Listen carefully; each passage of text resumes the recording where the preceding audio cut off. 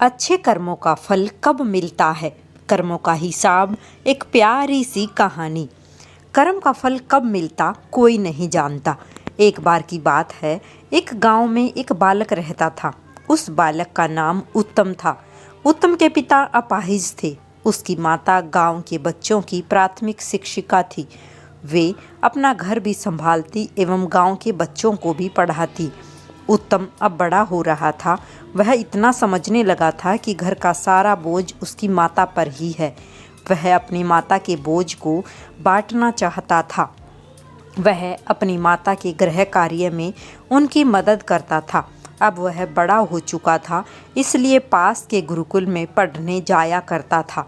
एक दिन उसकी कक्षा में उसके गुरुजी ने बच्चों को बताया कि अच्छे कर्मों का अच्छा फल मिलता है और बुरे कर्मों का बुरा फल मिलता है।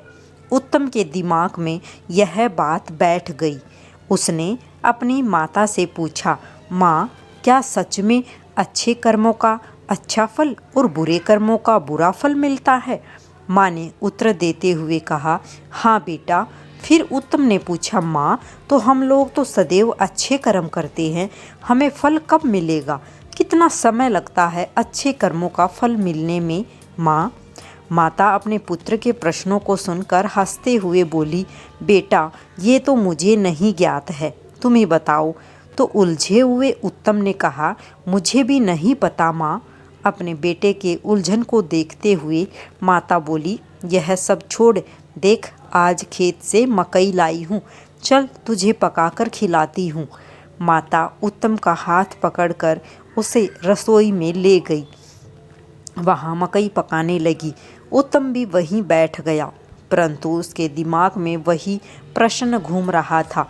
अगले दिन उत्तम जल्दी गुरुकुल जाता है। वहाँ जाकर वह गुरुजी के आश्रम के बाहर उनकी प्रतीक्षा करता है। गुरुजी बाहर उत्तम को देखकर अपनी कुटिया से बाहर आते हैं। फिर वे उत्तम से पूछते हैं, क्या बात है पुत्र, इतने सवेरे तुम यहाँ क्या कर रहे हो? अभी तो तुम्हारी कक्षा का समय नहीं हुआ। इस पर उत्तम गुरुजी से कहता है, गुरुजी, मेरे प्रश्न मुझे विचलित कर रहे हैं। प्रश्नों के समाधान के लिए मैं आपके पास आया हूँ। गुरुजी ने उत्तम से कहा, पुत्र, अपने प्रश्न पूछो।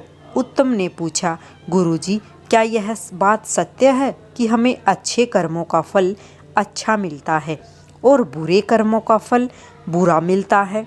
गुरुजी ने सहमति जताते हुए हाँ कहा।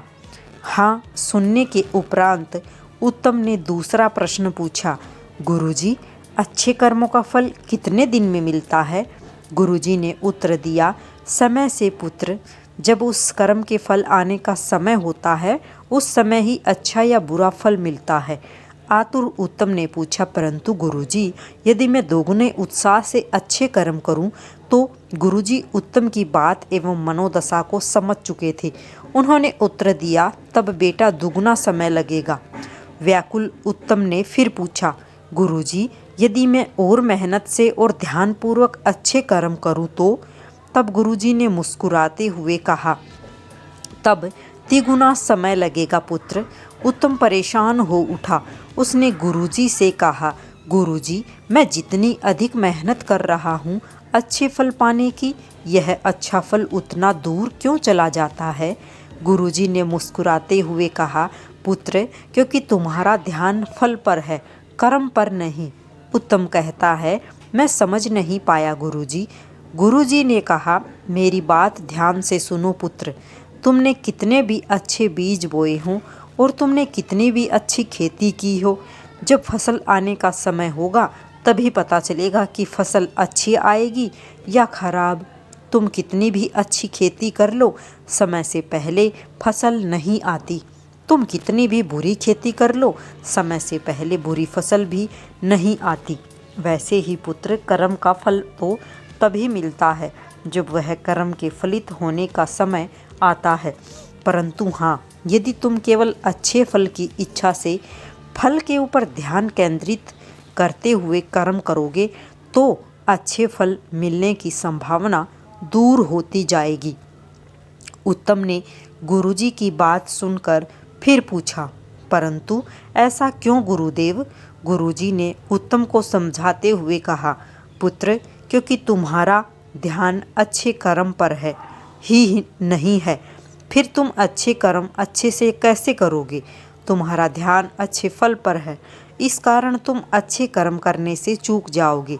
उदाहरण के लिए मैं तुम्हें बताता हूँ, यदि तुम यह सोचकर पढ़ाई करने बैठोगे कि मैं अपनी कक्षा में प्रथम स्थान पर आऊँगा और सदैव यही सोचते रहोगे, अपने फल के बारे में चिंतन करते रहोगे, तब कक्षा में प्रथम कैसे आना है?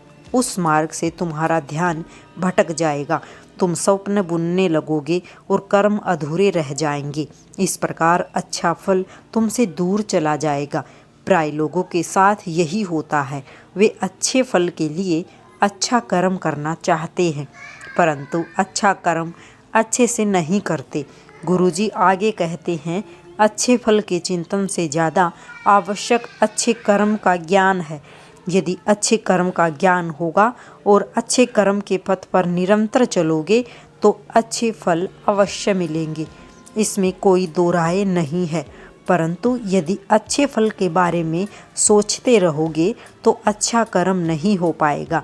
अच्छे फल पर ध्यान रखना भी ध्यान को भटका देता है, तुम्हारे कर्मों में त्रुटि रह जाएगी और अच्छा फल दूर चला जाएगा। पुत्र, उत्तम समझ चुका था कि अब अपने अच्छे कर्मों के लिए अच्छे पथ का निर्धारण कर उस पर निरंतर चलना है, यही अच्छे फल का रास्ता है।